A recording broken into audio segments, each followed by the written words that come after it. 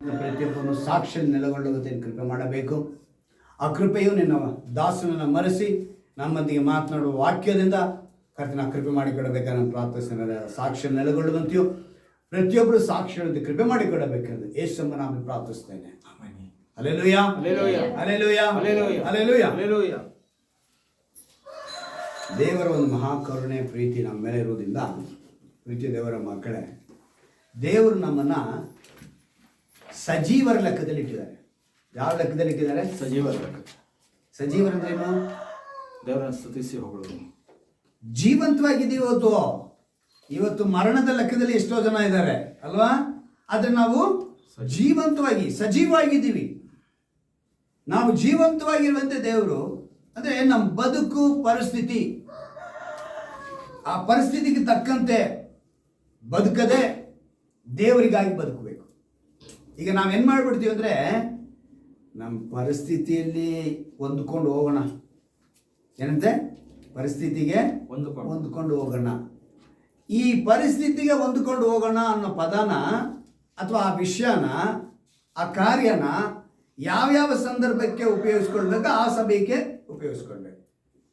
ಈಗ 1000 ರೂಪಾಯಿ ದುಡಿಮೆ ಮಾಡ್ತಾ ಇದ್ದೀರಾ, 1000 ರೂಪಾಯಿ ನನಗೆ ನಾನು ಸಂತೋಷವಾಗಿ ದೇವರಿಗೆ ಸ್ತೋತ್ರ ಮಾಡ್ಕೊಂಡು ಇರ್ತೀನಿ, ಇದು ಪರಿಸ್ಥಿತಿಗೆ ಹೊಂದ್ಕೊಂಡು ಹೋಗ್ತೀನಿ ಅನ್ನೋ ವಿಷಯ ಅಲ್ವಾ? 1000 ರೂಪಾಯಿ ನನಗೆ ಸಾಲಲ್ಲ, 10,000 ರೂಪಾಯಿ ಕದ್ದಾದ್ರೂ ನಾನು ಬದುಕಬೇಕು ಅಂತ ಹೇಳಿದ್ರೆ ಇದೇನಿದು? ಪರಿಸ್ಥಿತಿಗೆ ಹೊಂದ್ಕೊಂಡು ಹೋಗುವಂತ ಬದುಕಲ್ಲ. ಈ ಕಾಲದಲ್ಲಿ ಬದುಕಬೇಕು ಅಂದ್ರೆ ನಾವು ಇನ್ನೊಬ್ರು ತುಳಿಬೇಕು ಅಂತಾನೆ, ಇನ್ನೊಬ್ರು ಕಾಲು ಎಳಿಬೇಕು ಅಂತಾನೆ, ಇನ್ನೊಬ್ರನ್ನ ನಾನು ಮೋಸ ಮಾಡಬೇಕು ಅಂತಾನೆ, ಇಲ್ಲಾಂದ್ರೆ ನಾವು ಬದುಕಕ್ಕಾಗಲ್ಲ ರೀ ಅಂತಾರೆ. ಹಾಗೆ ಕ್ರೈಸ್ತರು ಇರಬಾರ್ದು. ಕ್ರೈಸ್ತರು ಪರಿಸ್ಥಿತಿಗೆ ತಕ್ಕಂತೆ ಬದುಕುವರು ಅಂತ ಹೇಳಬಾರ್ದು ಯಾರು.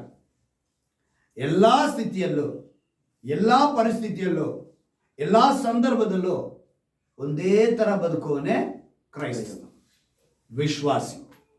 ಇದನ್ನ ನಾವು ಗಮನದಲ್ಲಿ ಇಟ್ಕೊಳ್ಬೇಕು. ದುಡ್ಡಿದ್ದಾಗ ಸಂತೋಷ, ದುಡ್ಡಿಲ್ಲ ಅಂದರೆ ದುಃಖ ಅನ್ನೋ ಮಟ್ಟಿಗೆ ನಮ್ಮ ಬದುಕು ಇರಬಾರ್ದು. ಉದಾಹರಣೆಗೆ ನಾವು ನಮ್ಮನೆಲ್ಲ ಸಾಕ್ಷಿ ಇಲ್ಲ, ಏನೋ ನನ್ನ ಮಗ ಹೇಳ್ದ, ನಮ್ಮ ಪರಿಸ್ಥಿತಿ ಬದಲಾಗುತ್ತೆ ಅಂತ ನಾವು ಅಂದ್ಕೊಂಡಿರಲಿಲ್ಲ, ಅದ್ರ ಬದಲಾಯಿತು. ಕಾರಣ ಏನು? ಇರೋದ್ರಲ್ಲೇ ನಾವು ತೃಪ್ತಿ ಪಟ್ಕೊಂಡ್ಬಂದ್ವಿ. ನನಗೆ ನಮ್ಮ ಮನೇಲಿ ಹೆಸರೇ ಇಟ್ಟಿದ್ದಾರೆ ನಮ್ಮ ತಾಯಿ, ನಮ್ಮ ತಮ್ಮಂದ್ರೆಲ್ಲ. ಯಾವಾಗಲೂ ನಾನು ಏನೇ ಹೇಳಿದ್ರು ಕೂಡ ಇರೋದ್ರಲ್ಲಿ ತೃಪ್ತಿ ಪಡಬೇಕು ಅಂತ ಹೇಳಿದ್ರೆ ಅದೊಂದು ಒಂಥರ ಬೇಸರವಾಗಿ ಹೇಳೋರು. ನೀವು ಪ್ರಯತ್ನ ಮಾಡಲ್ಲ ಹಾಗೆ ಹೀಗೆ ಅಂತೇಳಿ. ಆದರೆ ನನ್ನ ಆ ನಂಬಿಕೆ ಇವತ್ತು ಈ ಮಟ್ಟಕ್ಕೆ ಬರೋದು ತೊಂದರೆ. ಈಗ ಸಭೆ ವಿಷಯದಲ್ಲೂ ಕೂಡ ಅಷ್ಟೇ. ಎಷ್ಟೋ ಜನ ನಮಗೆ ಬೇಸರವಾಗಿ ಹೇಳೋರು, ಆಡ್ಕೊಳ್ಳೋರು ನಮಗಿದ್ದಾರೆ. ಆತ್ಮಗಳ ಆದಾಯ ಆಗ್ತಿಲ್ಲ, ಇನ್ನೂ ಸ್ವಂತ ಸಭೆ ಮಾಡ್ಕೊಂಡಿಲ್ಲ, ಹೇಳ್ಕೊಂಡು ಹೋಗಲಿ. ಪ್ರತಿಯೊಂದು ಕಾರ್ಯ ಯಾರಿಗೆ ತಿಳಿದಿದೆ? ದೇವರಿಗೆ ತಿಳಿದಿದೆ. ಅವರು ಯಾವಾಗ ನಮಗೆ ಏನು ಕೊಡಬೇಕೋ ಆ ಟೈಮಿಗೆ ಅದನ್ನು ಕೊಡ್ತಾರೆ. ಕೊಟ್ಟರೆ ಮಾತ್ರ ಅದು ಅದ್ಭುತವಾಗಿದೆ. Hallelujah, hallelujah. ಸರ್, ನಮ್ಮ ಬದುಕು ಮುಖ್ಯವಾಗಿ ವಿಶ್ವಾಸಿ ಕ್ರೈಸ್ತರು ಎಂದು ಕರೆಸಿಕೊಳ್ಳೋ ನಮಗೆ ಮುಖ್ಯವಾಗಿ ಇರಬೇಕಾಗಿದ್ದು, ನಾವು ತಿಳ್ಕೋಬೇಕಾಗಿದ್ದು, ಕ್ರಿಸ್ತನು ನಮಗೋಸ್ಕರ ಶಿಲುಬೆ ಮೇಲೆ ಪ್ರಾಣ ಕೊಟ್ಟಿದ್ದನ್ನು ನೆನೆಸ್ಕೊಳ್ಬೇಕು. ನಾನು ಕಳೆದ ವಾರದಲ್ಲಿ ನಿಮ್ಗೆ ಹೇಳಿದ್ದೆ, ಈ ತಾಮ್ರದ ಸರ್ಪ ಮಾಡಿ ಮೇಲ್ಗಡೆ ಇಟ್ಟು, ಅದು ವಿಷ ಸರ್ಪ. ಯಾವುದು? ತಾಮ್ರದ ವಿಷ ಸರ್ಪವನ್ನ ಮಾಡಿ ಇಸ್ರಾಯೇಲರು ಅದನ್ನು ನೋಡಿದ ತಕ್ಷಣ ಅವ್ರಿಗೆ ಆ ವಿಷದ ಹಾವು ಕಚ್ಚಿದ ಅವರೆಲ್ಲರೂ ಕೂಡ ಬದುಕುತ್ತಾರೆ ಅಂತೇಳಿ ಅದನ್ನ ಮೇಲೆ ಇಟ್ರು. ಅದು ಯಾವುದರ ಗುರುತು ಅಂತ ಹೇಳಿ ನಾವು ನೋಡುವಾಗ ಅದರ ಸುವಾರ್ತೆಯಲ್ಲಿ ದೇವರು ಬರೆಸಿದ್ದಾರೆ. ಯೋಹಾನ ಬರೆದ ಸುವಾರ್ತೆ 3ನೇ ಅಧ್ಯಾಯ,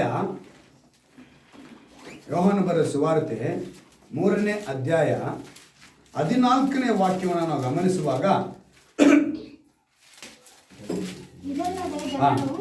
ನೋಡಿ ಜೀವದಿಂದ ಉಳಿಸಬೇಕೆಂದು ಮೋಶೆ ಅಡವಿಯಲ್ಲಿ ಆ ಸರ್ಪವನ್ನು ಎತ್ತರದಲ್ಲಿಟ್ಟ, ಹಾಗೆಯೇ ಮನುಷ್ಯ ಕುಮಾರನು ತನ್ನನ್ನು ನಂಬುವವರೆಲ್ಲರೂ ನಿತ್ಯ ಜೀವವನ್ನು ಪಡೆಯಬೇಕೆಂದು ಎತ್ತರದಲ್ಲಿಡಲ್ಪಡಬೇಕು. ಸುವಾರ್ತೆಯಲ್ಲಿ ಬರೆಸಿದ್ದಾರೆ ನೋಡಿ. ಏನಕ್ಕೆ? ವಿಷ ಸರ್ಪವನ್ನ ಅವರು ಹೆಂಗೆ ಮೇಲೆ ಇಟ್ಟು ಅದನ್ನು ನೋಡಿ ಬದುಕಿಕೊಂಡರೋ ಹಾಗೆ ಶಿಲುಬೆ ಮೇಲೆ ಜಡಿಯಲ್ಪಟ್ಟಂತ ಮನುಷ್ಯ ಕುಮಾರನ ಯಾರ್ಯಾರು ನೋಡ್ತಾರೋ ಪಾಪವೆಂಬ ವಿಷದಿಂದ ಬದುಕಿಸಲ್ಪಡ್ತಾರೆ. ಹಲ್ಲೆಲೂಯಾ. ಇದು ಕ್ರೈಸ್ತರು ತಿಳ್ಕೊಂಡ್ಬಿಟ್ರೆ, ಅವರು ತಿಳಿದುಕೊಂಡು ತಮ್ಮ ಬದುಕನ್ನು ನಡೆಸಿಕೊಂಡು ಹೋದ್ರೆ ಖಂಡಿತವಾಗಲೂ ಅವರು ಭಯಭಕ್ತಿಯಿಂದ ಜೀವಿಸ್ತಾರೆ. ಯಾವುದೋ ಈ ವಿಷಯ ತಿಳ್ಕೊಂಡ್ರೆ ಅವರು ಅವತ್ತು ಭಯಭಕ್ತಿ ಇಲ್ಲದ ನಿಮಿತ್ತ ದೇವರು ಉರಿ ಮಂಡಲಗಳನ್ನು ಬಿಟ್ಟು ಅವರು ಸಂಹಾರ ಆಗುವಂತೆ ಮಾಡೋದು. ಆಗ ಅವರಿಗೆ ತಾಮ್ರದ ಸರ್ಪನ ದೇವರೇ ನಿಲ್ಲಿಸಿ ಆ ವಿಗ್ರಹವನ್ನು ಮಾಡಿಸಿ ಅವರಿಗೆ ಬಿಡುಗಡೆ ಕೊಟ್ಟರು. ನೆಕ್ಸ್ಟ್ ಅದು ಏನಕ್ಕಂದ್ರೆ ಅದೊಂದು ಛಾಯೆ, ಅದೊಂದು ನೆರಳು. ನಿಜ ಎಲ್ಲಿ ಬಂತು? ಶಿಲುಬೆ ಮೇಲೆ ಬಂತು. ಅಂದ್ರೆ ಪಾಪದಿಂದ ಜನರನ್ನ ಬಿಡಿಸುವಂತ ನಿಜವೆಂಬುದಕ್ಕೆ ಅದು ಗುರುತು ಅಲ್ಲಿ. ಅದಕ್ಕೆ ಅದನ್ನು ಅನುಮತಿ ಮಾಡಿದ್ರು. ಅವರು ಹಂಗೆ ಅವಿಧೇಯರಾಗಿ ಹಾವು ಬಂದು ಕಚ್ಚಬೇಕು, ಅವರಿಗೆ ಅದೇ ತರ ಒಂದು ವಿಷ ಸರ್ಪನ ಇಟ್ಟು ಮಾಡಬೇಕು. ಹಾಗೆ ಮನುಷ್ಯನು ಮಾಡಿರುವಂತ ಪಾಪವನ್ನ ಮನುಷ್ಯ ಕುಮಾರನೇ ತೀರಿಸಬೇಕು ಅಂತ ಹೇಳಿ ಶಿಲುಬೆ ಮೇಲೆ ಇಟ್ಟರು. ಇದೆರಡನ್ನೂ ದೇವರು ಗುರುತು, ನೆರಳು ಗುರುತು, ಇದನ್ನು ತಿಳ್ಕೋಬೇಕು. ಹಳೆ ಒಡಂಬಡಿಕೆಯಲ್ಲಿ ನಡೆದಿದ್ದೆಲ್ಲವೂ ಕೂಡ ನೆರಳಾಗಿದೆ, ಹೊಸ ಒಡಂಬಡಿಕೆಲ್ಲವೂ ನಿಜವಾಗಿದೆ, ಅವೆಲ್ಲ ನೆರವೇರ್ತಾ ಇದೆ. ವಾಗ್ದಾನ ಮಾಡಿದ ಏನಿದ್ದಾನೆ? ನಂಬಿಕಸ್ಥನಾಗಿದೆ. ಇಡೀ ಧರ್ಮಶಾಸ್ತ್ರ ಎಲ್ಲಿ ನೆರವೇರುತ್ತೆ ಅಂತ ಹೇಳಿದ್ರು? ಒಂದೇ ಒಂದು ಮಾತು, ಯಾವುದು? ನಿನ್ನಂತೆಯೇ. ಅದು ಎಲ್ಲಿಂದ ಬರಬೇಕು? ಪೂರ್ಣ ಹೃದಯ, ಪೂರ್ಣ ಮನಸ್ಸು, ಪೂರ್ಣ ಬುದ್ಧಿ, ಪೂರ್ಣ ಶಕ್ತಿಯಿಂದ ಬರಬೇಕು ಅಂದ್ರು. ಈಗ ಕ್ರೈಸ್ತರಿಸಿಕೊಂಡಿರುವಂಥ ನಮಗೆ ದೇವರು ಹೇಳುವಂಥ ಮಾತು, ಅದು ಆತನಿಗೋಸ್ಕರ ನಾವು ಬದುಕಬೇಕು. ಆತನಿಗೋಸ್ಕರ ಬದುಕುವಂಥವನು ಭಯ ಭಕ್ತಿಯಿಂದ ಬದುಕ್ತಾನೆ. ಈಗ ಭಯ ಭಕ್ತಿಯಿಂದ ಬದುಕೋದು ಅಂತ ಹೇಳಿದ್ರೆ ಆ ಮನುಷ್ಯನಿಗೆ, ಆ ವ್ಯಕ್ತಿಗೆ ದೇವರೇನು ಮಾಡ್ತಾರೆ? ಆಕಾಶವು ಭೂಮಿ ಎಷ್ಟು ಉನ್ನತವೋ ಅಷ್ಟು ಉನ್ನತವಾಗಿದೆ, ಅಪಾರವಾಗಿದೆ. 103ನೇ ಕೀರ್ತನೆಯಲ್ಲಿ 11ನೇ ವಾಕ್ಯ. ಕೀರ್ತನೆಗಳು 103 11ನೇ ವಾಕ್ಯ ಓದೋಣ. ಅದನ್ನು ಸ್ವಲ್ಪ ಗಮನಕ್ಕೆ ತೆಗೆದುಕೊಳ್ಳೋಣ. ಕೀರ್ತನೆಗಳು 103 11ನೇ ವಾಕ್ಯ. ಭೂಮಿಯ ಮೇಲೆ ಆಕಾಶವು ಎಷ್ಟು ಉನ್ನತವೋ ಆತನಲ್ಲಿ ಭಯಭಕ್ತಿ ಉಳ್ಳವರ ಮೇಲೆ ಆತನ ಕೃಪೆಯು ಅಷ್ಟು ಅಪಾರವಾಗಿದೆ. ಆಮೆನ್. ಹಲ್ಲೆಲೂಯಾ. ಈಗ ಯಾರ ಮೇಲೆ ಅಪಾರವಾಗಿರುತ್ತೆ ಅಂತ ಕೃಪೆ? ಭಯ ಭಕ್ತಿ ಉಳ್ಳವರ ಮೇಲೆ. ಈಗ ಭಯ ಭಕ್ತಿ ಉಳ್ಳವರ ಮೇಲೇನೆ ಕೃಪೆ ಹೆಚ್ಚಾಗಿರುತ್ತೆ ಹೇಳಿ, ಕೃಪೆ ಆಶೀರ್ವಾದವಾಗಿರುತ್ತೆ ಅಂತ ಹೇಳಿ ಹೇಳುವಾಗ ಇಲ್ಲಿ ಇವತ್ತು ನಮಗೆ ಒಂದು ಅಂಶನ ದೇವರು ಕೊಟ್ಟಿದ್ದಾರೆ. ಒಬ್ಬ ವ್ಯಕ್ತಿಯ ಕುರಿತು ನಾವು ಭಯ ಭಕ್ತಿಯಿಂದ ಇದ್ದ ಆ ವ್ಯಕ್ತಿಯಿಂದ ನಾವು ಕಲಿತ್ಕೊಳ್ಬೇಕು. ಯಾಕೆ ಆ ವ್ಯಕ್ತಿನೇ ಇವತ್ತು ದೇವರು ನಿಮ್ಗೆ ತೋರಿಸ್ಕೊಡ್ತಿದ್ದಾರೆ. ನಾವು ಹೋಗುವಾಗ ವಾಕ್ಯದ ಮುಂದೆ ಹಂಗೇನು ಹೋಗ್ತಾ ಇರುವಾಗ ನಮಗೆ ತಿಳಿಯಪಡಿಸ್ತಾರೆ. ಯಾಕಂದ್ರೆ ವಾಗ್ದಾನ ಮಾಡಿದಂಥ ನಂಬಿಕೆಸ್ಥನಾಗಿರಿಂದ ಈ ತಿಂಗಳು ಕೊಟ್ಟಂಥ ವಾಗ್ದಾನಕ್ಕೆ ಸಂಬಂಧಪಟ್ಟಂತೆ ಅವನು ಯಾವ ರೀತಿಯಾಗಿ ಅಂದರೆ ಎಂತಹ ಪರಿಸ್ಥಿತಿಯಲ್ಲೂ ಬದಲಾಗಲಿಲ್ಲ. ಒಬದಿಯ ಅನ್ನೋ ವ್ಯಕ್ತಿ ಎಂತಹ ಪರಿಸ್ಥಿತಿಯಲ್ಲೂ ಬದಲಾಗಲಿಲ್ಲ. ಅವನ ಕ್ಯಾರೆಕ್ಟರ್, ಅವನು ಎಲ್ಲಿ ಎಂಥ ಪರಿಸ್ಥಿತಿಯಲ್ಲಿ ಇದ್ದ, ಅವನು ಬದಲಾಗದೇ ಇರುವಂಥ ಇದೆಲ್ಲ ಬಿಡಿ ನಾವು ಆ ಥರ ಇರ್ತಾ ಇದ್ವಿ ಅಂತ ಹೇಳೋದಕ್ಕೆ ಚಾನ್ಸೇ ಇಲ್ಲ. ಅವನಿಗಿದ್ದಂಥ ಪರಿಸ್ಥಿತಿ ಏನು, ಆ ಪರಿಸ್ಥಿತಿಯಲ್ಲಿ ಅವನು ಹೇಗಿದ್ದ ಅನ್ನೋದನ್ನೇ ಇವತ್ತು ನಮಗೆ ಧ್ಯಾನ ಮಾಡ್ತೀವಿ. ಪೂರ್ತಿಯಾಗಿ ಇವತ್ತು 1 ಅರಸುಗಳಲ್ಲೇ ನಾವು ನೋಡ್ತೀವಿ ವಾಕ್ಯಗಳನ್ನು. 1 ಅರಸುಗಳು 18ನೇ ಅಧ್ಯಾಯ 3ನೇ ವಾಕ್ಯ. 1 ಅರಸುಗಳು 18ನೇ ಅಧ್ಯಾಯ 3ನೇ ವಾಕ್ಯ. ಅಬ್ರಹಾಮನು ತನ್ನ ಆಹಾಬನು ತನ್ನ ಉಗ್ರಾಣಿಗನಾದ ಓಬೇದ್ಯ ಎಂಬವನನ್ನು ಕಳಿಸಿದನು. ಸಾಕು. ಇಲ್ಲಿ ಯಾರನ್ನ ಅವನು ಕರೆ ಕಳಿಸ್ತಿದ್ದಾನೆ? ಒಬದಿಯ ಎಂಬ ವ್ಯಕ್ತಿನ ಕರೆ ಕಳಿಸ್ತಾನೆ. ಯಾರು ಕರೆಸ್ತಾ ಇರೋದು ಅಂತ ಹೇಳಿದ್ರೆ ಆಹಾಬನು ಎಂಬ ಅರಸನು. ಈಗ ಇಲ್ಲಿ ಕಳಿಸಿದನು ಅಂತ ಹೇಳಿ ನಾವು ನೋಡುವಾಗ ನೆಕ್ಸ್ಟ್ ಒಂದು ದೊಡ್ಡ ಅದ್ಭುತವಾದ ಮಾತುಗಳಲ್ಲಿ ನಡೆಯುತ್ತೆ. ಈಗ ನಾವು ಮುಂದೆ ನಾವು ತಿಳ್ಕೋಬೇಕು ಆಹಾಬನ ಅಂತ ತಿಳ್ಕೊಂಬಿಡೋಣ. ಈ ಆಹಾಬನು ತಿಳ್ಕೊಂಡ್ರೇನೆ ಅವನೇನಕ್ಕಪ್ಪ ಒಬ್ಬದಿಯನ್ನ ಕರೆಸ್ಕೊಂಡ ಅಂತ ನಮ್ಗೆ ಗೊತ್ತಾಗುತ್ತೆ. ಈಗ ಆಹಾಬ ಎಂತವನು ಅಂತೇಳಿ ಹಿಂದಿನ ಅಧ್ಯಾಯಕ್ಕೆ ನಾವು ಬರುವರೆ ಆದರೆ ಹಿಂದಿನ ಅಧ್ಯಾಯ 16ನೇ ಅಧ್ಯಾಯದಲ್ಲಿ 30ನೇ ವಾಕ್ಯವನ್ನು ಗಮನಿಸುವಾಗ ಇವನು ತನ್ನ ಪೂರ್ವಾಧಿಕಾರಿಗಳೆಲ್ಲರಿಗಿಂತಲೂ ದುಷ್ಟನಾಗಿ ಯೆಹೋವನ ದೃಷ್ಟಿಯಲ್ಲಿ ದ್ರೋಹಿಯಾದನು. ಯಾರು ಇವನು? ಮೇಲ್ಗಡೆ ವಾಕ್ಯ ನೋಡೋಣ. ಯಹೂದ್ಯರ ಅರಸನಾದ ಆಸನ ಆಳಿಕೆಯ 38ನೇ ವರ್ಷದಲ್ಲಿ ಒಮ್ರಿಯ ಮಗನಾದ ಆಹಾಬನು ಏನಂತೆ ಒಮ್ರಿಯ ಮಗನಾದ ಆಹಾಬನು. ಈಗ ನೀವು ಗಮನಿಸಬೇಕು, ಇಲ್ಲೇ ಒಂದು ಮುಖ್ಯವಾದ ಅಂಶ ಇರೋದು, ವಾಗ್ದಾನಕ್ಕೆ ಸಂಬಂಧಪಟ್ಟಿದ್ದು. ಇಸ್ರಾಯೇಲರ ಅರಸನಾಗಿ ಯಾರ ಇವನು? ಇಸ್ರಾಯೇಲರ ಅರಸನಾಗಿ. ಈಗ ನಮಗೆ ಆಜ್ಞೆ ಕೊಟ್ಟಿದ್ದು ಯಾರಿಗೆ? ಇಸ್ರಾಯೇಲರಿಗೆ ಅಲ್ವಾ? ಪ್ರಧಾನವಾದ ಆಜ್ಞೆ ಅದು ಪೂರ್ಣ ಹೃದಯ, ಪೂರ್ಣ ಮನಸ್ಸು, ಪೂರ್ಣ ಬುದ್ಧಿ, ಪೂರ್ಣ ಶಕ್ತಿ. ಇದಕ್ಕೆ ಸಮಾನವಾದ ಒಂದು ಆಜ್ಞೆ ಇದೆ, ನಿನ್ನಂತೆ ನಿನ್ನ ಪ್ರೀತಿಸು. ಇದನ್ನು ಮಾಡಿದ್ರೆ ಇಡೀ ಧರ್ಮಶಾಸ್ತ್ರವೆಲ್ಲ ಒಂದೇ ಮಾತಿನಲ್ಲಿ ಏನಾಗೋಯ್ತು? ಅಡಕವಾಗಿದೆ. ಈ ವಾಗ್ದಾನ ಇವನಿಗೂ ಸೇರಿದೆ. ಯಾರಿಗೆ? ಆಹಾಬನಿಗೆ ಸೇರಿದ್ದು. ಈ ಆಹಾಬನು ಏನ್ ಆಗಿದ್ದಾನೆ ಅಂತ ಹೇಳಿ ನೋಡುವಾಗ, ತನ್ನ ಪೂರ್ವಾಧಿಕಾರಿಗಳಿಗಿಂತಲೂ ಏನಂತೆ ಪೂರ್ವಾಧಿಕಾರಿ ಅಂದ್ರೆ ಇವನಿಗೆ ಮೇಲೆ ಇದ್ದವರು ಕೂಡ ಯಾರು ನೆಟ್ಟಿಗಿರ್ಲಿಲ್ಲ. ಅವರೆಲ್ಲರಿಗಿಂತ ಇವನೇನಾದಂತೆ ದುಷ್ಟನು. ನೋಡಿ, ಆಹಾಬನ ಕ್ಯಾರೆಕ್ಟರ್ ನಾವು ನೋಡಬೇಕಿದ್ರೆ ಅವನು ದುಷ್ಟನು ಎಂಬುದಕ್ಕೆ ಡಿಗ್ರಿ ಮಾಡ್ದಂಗಿದ್ದಾನೆ. ಈಗ ಅವನು ಏನ್ ಡಿಗ್ರಿ ಮಾಡಿದ್ದಾನೆ? ದುಷ್ಟನೆಂಬ ಡಿಗ್ರಿ ಮಾಡ್ಕೊಂಡಿದ್ದಾನೆ. ಅವನ ಡಿಗ್ರಿ ಎಂಥದ್ದು ಅಂತ ಹೇಳಿದ್ರೆ, ಮೊದಲನೇ ಸರ್ಟಿಫಿಕೇಟ್ ಕೊಡ್ತಿದ್ದಾರೆ, ದೇವರ ದೃಷ್ಟಿಯಲ್ಲಿ ಏನಾಗಿದ್ದಾನೆ? ಅವನು ದ್ರೋಹಿಯಾದ. ಅವನ ಕ್ಯಾರೆಕ್ಟರ್ ಎಂತ ಇದಾಗಿದೆ? ದ್ರೋಹಿ. ಇನ್ನು ಅವನಲ್ಲಿ ಭಕ್ತಿನೇ ಕಾಣಲಿಲ್ಲ, ಅವನಲ್ಲಿ ಭಯ ಕಾಣಲಿಲ್ಲ, ಅವನಲ್ಲಿ ಅವಿಧೇಯನಾಗಿದ್ದ. ಅವನು ವಿಗ್ರಹಾರಾಧಕನಾಗ್ತಾನೆ. ಹೇಗೆ ಅಂತೇಳಿ ನೆಕ್ಸ್ಟ್ ವಾಕ್ಯದಲ್ಲಿ ಗಮನಿಸುವಾಗ, ಇವನು ನೇಬಾಟನ ಮಗನಾದ ಯೆರೊಬ್ಬಾಮನ ಮಾರ್ಗದಲ್ಲಿ ನಡೆಯುವುದು ಅಲ್ಲ ಪಾಪವೆಂದು ತಿಳಿದವನು ಎಂಬಂತೆ ಚಿದೋನ್ಯರ ಅರಸನಾದ ಎತ್ಬಾಳನ ಮಗಳು ಇಸಬೇಲ್ ಎಂಬಾಕೆಯನ್ನು ಮದುವೆ ಮಾಡಿಕೊಂಡು ಬಾಳ್ ದೇವರನ್ನು ಪೂಜಿಸತೊಡಗಿದನು. ಒಬ್ಬ ಇಸ್ರಾಯೇಲ್ಯನು ಯಾರನ್ನ ಪೂಜಿಸತೊಡಗಿದಂತೆ? ಬಾಳ್ ದೇವರನ್ನ. ಅಲ್ಲಿಗೆ ಇವನೇನಾದ? ವಿಗ್ರಹ ಆರಾಧಕನಾದ. ನಾವು ಕಳೆದ ದಿವಸದಲ್ಲಿ ನೋಡಿದ್ವಿ, ಏನಂತ ನೋಡಿದ್ವಿ? ಕ್ರೈಸ್ತ ಸಹೋದರನ ಎನಿಸಿಕೊಂಡಿರುವವನು ವಿಗ್ರಹಾರಾಧಕನಾಗಿ ಇರಬಾರದು ಅಂತ ನೋಡಿದ್ವಿ. ಆಗಲೇ ದೇವರು ವಿಗ್ರಹಕ್ಕೆ ಏನೂ ಅಲ್ಲ. ಯಾಕಂದ್ರೆ ನಾವು ಪೂರ್ಣ ಹೃದಯ, ಪೂರ್ಣ ಮನಸ್ಸು, ಪೂರ್ಣ ಇದೆಲ್ಲ ಬರಬೇಕು ಅಂದ್ರೆ ನಮಗೆ ವಿಷಯ ತಿಳಿದಿರಬೇಕು, ಅನ್ಯರ ಕುರಿತು ನಮಗೆ ತಿಳಿದಿರಬೇಕು. ಆದ್ರೆ ಇಲ್ಲಿ ಅರಿತಿದ್ದವನು, ತಿಳಿದಿದ್ದವನು ಏನ್ ಮಾಡ್ಬಿಟ್ಟ? ಪೂಜಿಸಿದ ತೊಡಗಿದ. ನಂತರ ಅಲ್ಲಿ ನಾವು ನೋಡ್ತೀವಿ, ಬಾಳ್ ದೇವರಿಗೋಸ್ಕರ ಸಮಾರ್ಯದಲ್ಲಿ ಒಂದು ಗುಡಿ ಕಟ್ಟಿಸಿ ಅದರಲ್ಲಿ ಯಜ್ಞವೇದಿಯನ್ನು ಮಾಡಿಸಿದ. ಅಲ್ಲಿಗೆ ಇವನು ಮಾತ್ರವಲ್ಲದೆ ಅವನ ಹೆಂಡತಿ ಯಾರು? ಇಸಬೇಲ್. ಆಕೆ ಎಂತವಳು ಅಂತ ಹೇಳಿದ್ರೆ, ಅವಳು ಡಬಲ್ ಡಿಗ್ರಿ ಮಾಡಿದವಳು. ಅವಳು ಯಾರು? Double degree. ಆಕೆ 450 ಅಶೇರ ಪ್ರವಾದಿಗಳನ್ನು, 450 ಬಾಳನ ಪ್ರವಾದಿಗಳನ್ನು ಇಟ್ಕೊಂಡಿದ್ರು. ಇವ್ರನ್ನೆಲ್ಲ ಇಟ್ಕೊಂಡು ಆಕೆ ಒಂದು ದೊಡ್ಡ ರಾಜ್ಯಾಂಗವನ್ನೇ ನಡೆಸೋ, ಒಂದು ರಾಜ್ಯ ನಡೆಸೋ ಥರ ಆಕೆಯ ಕ್ಯಾರೆಕ್ಟ್ರು. ಅಂದರೆ ಆಹಾಬನು ಅನ್ಯನಲ್ಲ ಅಂತ ನಮ್ಗೆ ಗೊತ್ತಾಯಿತು, ಅವನು ಇಸ್ರಾಯೇಲಿನು. ಆದರೆ ಅವನೇನು ಮಾಡ್ದ? ಧರ್ಮಶಾಸ್ತ್ರಕ್ಕೆ ಗೊತ್ತಿದ್ರೂ ಕೂಡ ವಿಧೇಯನಾಗಲಿಲ್ಲ.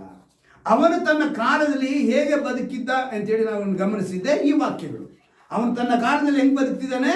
ದ್ರೋಹಿಯಾಗಿ, ದುಷ್ಟನಾಗಿ, ದೇವರಿಗೆ ಅವಿಧೇಯನಾಗಿ, ಭಯಭಕ್ತಿ ಇಲ್ಲದವನಾಗಿ ಅವನು ತನ್ನ ಬದುಕನ್ನು ಬದುಕ್ತಿದ್ದಾನೆ. ಇವತ್ತು ಕ್ರೈಸ್ತರು ಅಂತ ಎನಿಸ್ಕೊಂಡಿರುವಂಥ ನಾವು ಕಳೆದ ದಿವಸದಲ್ಲೂ ಕೂಡ ನೆನಪಿಸ್ತಿದ್ದೆವು, ಎಚ್ಚರಿಕೆ ಇರಬೇಕು. ಬಣ್ಣ ಬಣ್ಣದ ಬಟ್ಟೆಗಳಿಗೆ ಹೋಗಬಾರ್ದು. ಬೆಳಿಗ್ಗೆ ಹೊತ್ತು ನಾನು ಬರಬೇಕಿದ್ರೆ ಕಾವಿ ಬಟ್ಟೆ ಹಾಕ್ಕೊಂಡು ಈಗಲೂ ಹೋಗ್ತಿರ್ತಾರೆ. ಎಲ್ಲಿಗೆ?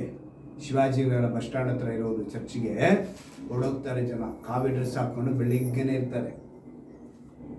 ಬಣ್ಣ ಬಣ್ಣದ ಡ್ರೆಸ್ಗಳು ಇವತ್ತು ಹಾಕ್ಕೊಂಡು ಹೋಗೋರು ಅನೇಕರಾದರು. ನಿನ್ನೆ ಒಂದು ಫಾರಿನರ್ ಡ್ಯೂಟಿನ ಕರ್ಕೊಂಬಂದಾನೆ, ಫಾರಿನರ್ನ ನಮ್ಮ ಕಂಪ್ನಿಗೆ. ಅವನು ಯೆಲ್ಲೋ ಕಲರ್ ಪಂಚೆ ಹುಟ್ಟಿದ್ದಾನೆ, ಪೂರ್ತಿ ರುದ್ರಾಕ್ಷ ಮಾಲೆಗಳು ಹಾಕ್ಕೊಂಡವನಿಗೆ. ಡ್ರೈವರು ಕಾಲಲ್ಲಿ ಚಪ್ಪಲಿ ಇಲ್ಲ, ಆಯ್ತಾ? ಹೀಗೆ ಬಣ್ಣ ಬಣ್ಣದ ಬಟ್ಟೆಗಳಿಗೆ, ಬಣ್ಣ ಬಣ್ಣವಾದ ಮಾತುಗಳಿಗೆ ಇನ್ನೂ ಏನು ಮಾಡ್ತಾರೆ ಮನುಷ್ಯ ಮರೆ ಹೋಗ್ತಾನೆ. ನೋಡಿದ್ರೆ ಎಲ್ಲ ರೋಮನ್ ಕ್ಯಾಥಲಿಕ್ ಜನ, ಕ್ರೈಸ್ತರು ಅಂತ ಕರೆಸ್ಕೊಂಡವ್ರೆ ಏನಾಗ್ತಾ ಇದ್ದಾರೆ? ಈ ಕಡೆ ಹೋಗ್ತಿದ್ದಾರೆ.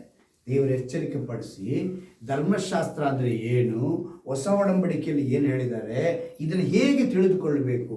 ಅದಕ್ಕೇನೆ ಧರ್ಮಶಾಸ್ತ್ರದಲ್ಲಿರುವಂಥ ಒಬ್ಬ ವ್ಯಕ್ತಿಯ ಕುರಿತೇ ದೇವರು ನಮ್ಗೆ ತಿಳಿಯಪಡಿಸ್ತಾರೆ. ಹಳೆ ಒಡಂಬಡಿಕೆಯಲ್ಲಿ ಹಾಗಿದ್ರು ಹೀಗಿದ್ರು ಅಂತೇಳಿ ಅದನ್ನು ಎಲ್ಲೆಲ್ಲಿ ಯಾರ್ಯಾರಿಗೆ ಹೇಳಿದ್ದಾರೆ ಅದನ್ನು ತಿಳ್ಕೋಬೇಕು. ಇಲ್ಲಿ ಅವನು ದೇವರ ದೃಷ್ಟಿಯಲ್ಲಿ ನೀವು ಚೆನ್ನಾಗಿ ಗಮನಿಸಬೇಕು, ಎರಡೇ ಗುಂಪು ಇರುತ್ತೆ ಯಾವಾಗಲೂ ದೇವರ ದೃಷ್ಟಿಯಲ್ಲಿ. ಒಂದು ಭಕ್ತರಾಗಿರುವಂಥ ಗುಂಪು, ಇನ್ನೊಂದು ಭಕ್ತಿಹೀನರಾದ ಗುಂಪು. ದೇವರ ದೃಷ್ಟಿಯಲ್ಲಿ ಯಾವ ಗುಂಪು? ಭಕ್ತರು ಒಂದು ಗುಂಪು, ಇನ್ನೊಂದು ನಮಗೆ ವಾಟ್ಸಪ್ ಗ್ರೂಪ್ ಇದೆ. ನಮ್ಗೆಲ್ರಿಗೂ ಏನಿದೆ? ಗ್ರೂಪ್, ವಾಟ್ಸಪ್ ಗ್ರೂಪು ಇದೆ ಅಲ್ವಾ? ದೇವರ ಹತ್ರನೇ ಈ ಗ್ರೂಪ್ಗಳಿವೆ. ದೇವರ ಗ್ರೂಪಲ್ಲಿ ಅವ್ರು ಎರಡೇ ಗ್ರೂಪ್ ಇಟ್ಕೊಂಡಿರ್ತಾರೆ. ಇದು ಯಾರು?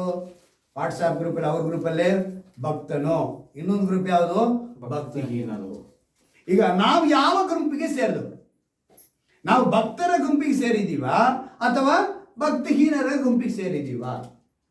ಆಹಾಬನಂತೆ ದೇವರ ಮಗನಾಗಿದ್ದರೂ ಕೂಡ ಇನ್ನೂ ನಾನು ಎಲ್ಲಿ ಹೋಗ್ತಾ ಇದ್ದೀನಿ? ವಿಗ್ರಹಾರಾಧನೆಗೆ.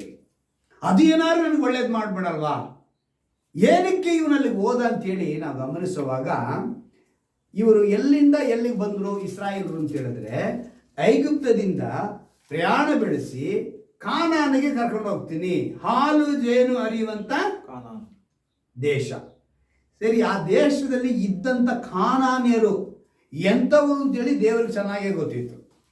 ಏನೋ ದೇವರಿಗೆ ಗೊತ್ತಿತ್ತು. ಈಗ ದೇವರಿಗೆ ಚೆನ್ನಾಗಿ ಗೊತ್ತಿದ್ರೂ ಕೂಡ ಅಲ್ಲಿ ಕರ್ಕೊಂಡು ಹೋಗ್ತಿದ್ದಾರೆ ಅಂತ ಹೇಳಿದ್ರೆ ಇಲ್ಲೇ ದೇವರ ಉದ್ದೇಶ ನೆರವೇರಿಸಬೇಕು. ತನ್ನನ್ನು ಇವರು ಇಷ್ಟು ಅದ್ಭುತ ಮಾಡಿಕೊಂಡು ಬಂದರೂ ಕೂಡ ನನ್ನನ್ನು ಬಿಡದಿರ ಬೇರೆ ದೇವರಿಗೆ ಇವರು ಅವಲಂಬಿಸ್ಕೊಂಡು ಹೋಗಲ್ಲ, ನನ್ನನ್ನು ಮಾತ್ರ ಆರಾಧಿಸ್ತಾರೆ. ಆ ವೈರಾಗ್ಯ ಇವ್ರಿಗೆ ಇರುತ್ತೆ. ತನ್ನನ್ನು ಮಹಿಮೆ ಪಡಿಸ್ಕೊಳ್ಬೇಕು ಅಂತಾನೆ ಅವರು ಉದ್ದೇಶಪೂರ್ವಕವಾಗಿ ಅಲ್ಲಿ ಕರ್ಕೊಂಡು ಹೋಗ್ತಾರೆ. ಹಾಲು ಜೇನು ಹರಿಯುವಂಥ ದೇಶ ಅಂತ ಹೇಳಿದ್ರೆ ಒಂದು ವ್ಯವಸಾಯಕ್ಕಾಗಲಿ ಒಂದು ಫಲವತ್ತಾದ ಭೂಮಿ, ಎಲ್ಲದಕ್ಕೂ ಒಂದು ಹಚ್ಚ ಹಸಿರಾದ ಭೂಮಿ, ಸಮೃದ್ಧಿಯಾಗಿತ್ತು, ಆಶೀರ್ವಾದವಾಗಿತ್ತು. ಅದಕ್ಕೆ ಅವರು ಅಲ್ಲಿ ಕರ್ಕೊಂಡವರು. ಆದರೆ ಅಲ್ಲಿದ್ದಂಥ ಜನ ವ್ಯವಸಾಯ ಮಾಡೋದಕ್ಕೆ, ಅಂದರೆ ವ್ಯವಸಾಯನ ಸಮೃದ್ಧಿಯಾಗಿ ಉಂಟು ಮಾಡುವ ದೇವರು, ಅದರ ಹೆಸರೇ ಬಾಳ ದೇವರು. ಏನ್ ದೇವರು?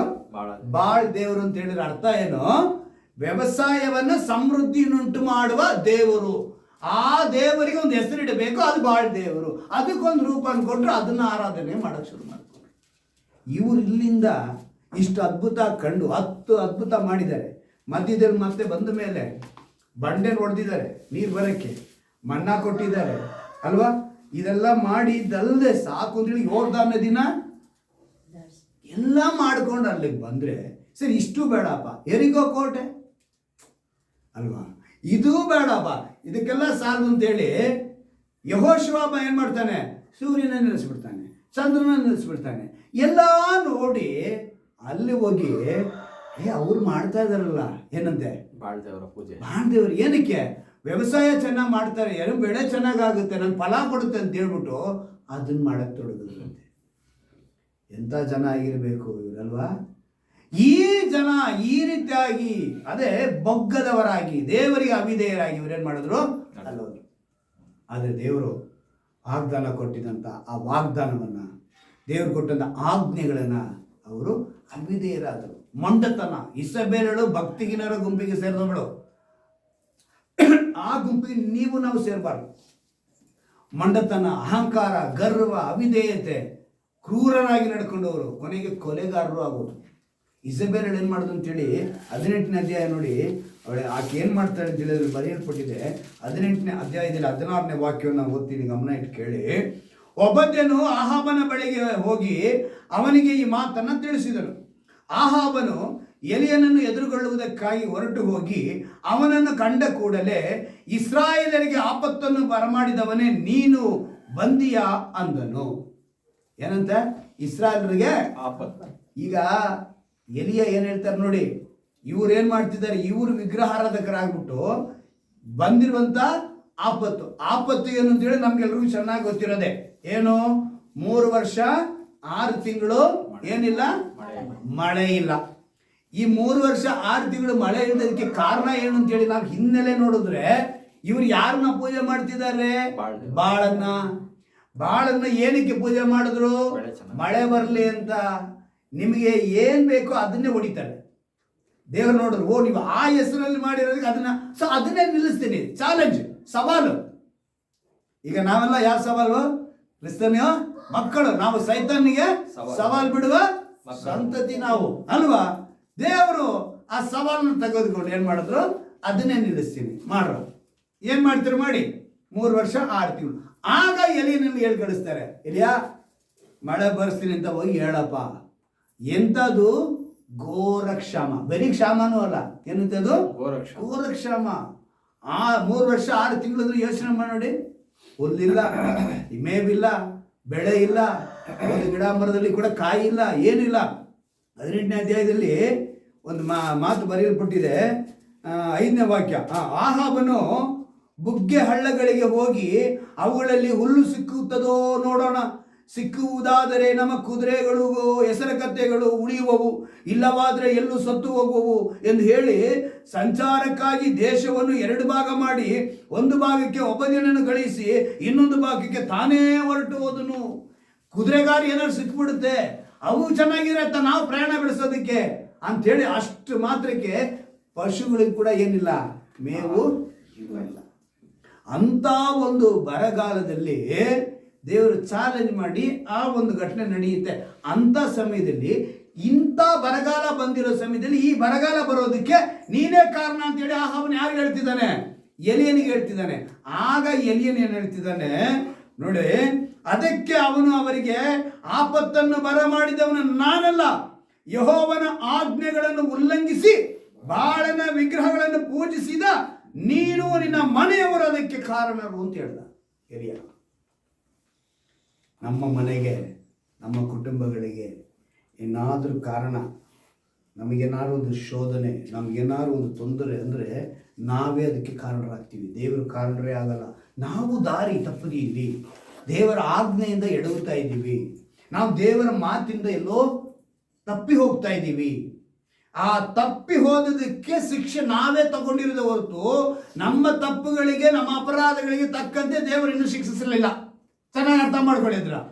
ನಮ್ಮ ಅಪರಾಧಗಳಿಗೆ ತಕ್ಕಂತೆ, ನಮ್ಮ ತಪ್ಪುಗಳಿಗೆ ತಕ್ಕಂತೆ ಅವರು ಏನೋ ಶಿಕ್ಷೆ ಮಾಡಿದ್ರೆ ನಮಗೆ ನ್ಯಾಯ ತೀರ್ಪು ಬಂದ್ಬಿಟ್ಟಿರುತ್ತೆ. ಅದು ನ್ಯಾಯ ತೀರ್ಪು ಕಾಲದಲ್ಲಿ ನಾವು ಕರೆಕ್ಟಾಗಿ ನಾವು ಏನು ಮಾಡಿದ್ವೋ ನಮ್ಮ ಜೊತೆನೇ ಬರುತ್ತದೆ.